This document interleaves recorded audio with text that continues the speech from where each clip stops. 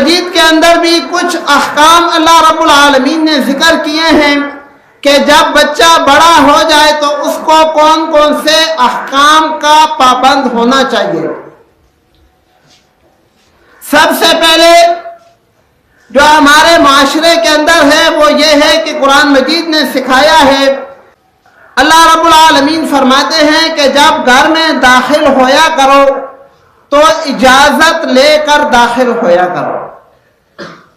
یہ چیز آج تک ہم نے بچوں کو نہیں سکھائی کہ بیٹے جب اپنے گھر میں بھی آؤ تو دروازہ کھٹکھٹا کے یا بتا کر آنا چاہیے، کیونکہ گھر کی چار دیواری کے اندر بیٹھا ہوا اپنے آپ کو انسان محفوظ خیال کرتا ہے،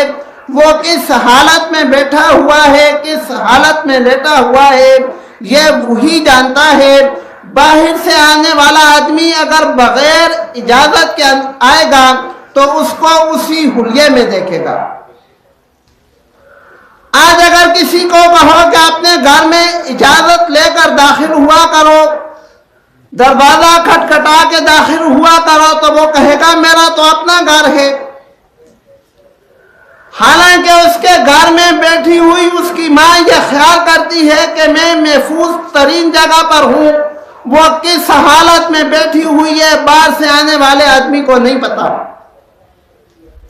گھر میں بیٹھی ہوئی بہن کس حالت میں، کس کیفیت میں بیٹھی ہوئی ہے، باہر سے بھائی آتا ہے، اس کو نہیں پتا کہ بھائی کس وقت آئے گا۔ یہ بھائی کا کام ہے کہ دروازے میں داخل ہونے سے پہلے اجازت لے لے یا کم از کم اطلاع کر دے کہ وہ آ رہا ہے، تاکہ اندر بیٹھا ہوا آدمی اپنی حالت کو سمیٹ لے۔ لیکن جب معاشرے میں اس بات کا تذکرہ کیا جاتا ہے تو کہتے ہیں جی ہمارا اپنا گھر ہے، اپنے گھر میں کس چیز کی اجازت۔ پھر دوسری بات، جب بچہ شعور کی عمر کو پہنچے، قرآن مجید کے احکام ہے وَقُلْ لِلْمُؤْمِنِينَ يَغُضُّوا مِنْ أَبْصَارِهِمْ، اے پیغمبر آپ مومنین سے کہہ دیں کہ اپنی آنکھوں کو جھکا کر رکھیں، کسی غیر محرم کی طرف ان کی نظر نہ جائے، چاہے وہ غیر محرم گلی کے اندر ہے،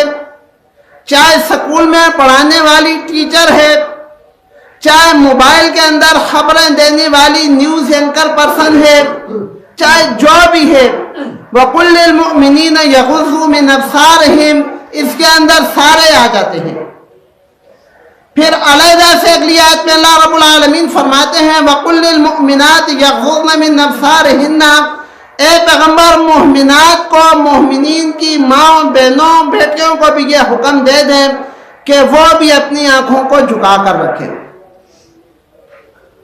اور آج ہم اپنے جیب کے اندر لے کر پھرتے ہیں، یہ آنکھیں جھکانے کا تصور ہی ختم ہو چکا ہے۔ تو میرے بھائیوں، میں نے ذکر کیا تھا کہ ہم اپنے گھر سے اگر اپنے بچے کی تربیت شروع کریں گے تو یہ معاشرہ اس بچے کو نہیں بگاڑ سکتا، لیکن اگر ہم اپنے گھر سے بچے کو بگاڑیں گے تو کوئی درسگاہ، کوئی استاد، کوئی معاشرہ اس انسان کو سنبھال نہیں سکتا۔ انسان کو بگاڑنا اور انسان کو سنوارنا یا اس کی ماں کے ہاتھ میں ہے یا اس کے باپ کے ہاتھ میں ہے، یا اس کے گھر کے ماحول پر منحصر ہے کہ اس کے گھر کا ماحول کیسا ہے۔ اللہ رب العالمین ہم سب کو جس کو یہ اولاد جیسے پھول عطا فرمائے ہیں، ان کی صحیح طور پر پرورش کرنے کی توفیق عطا فرمائے۔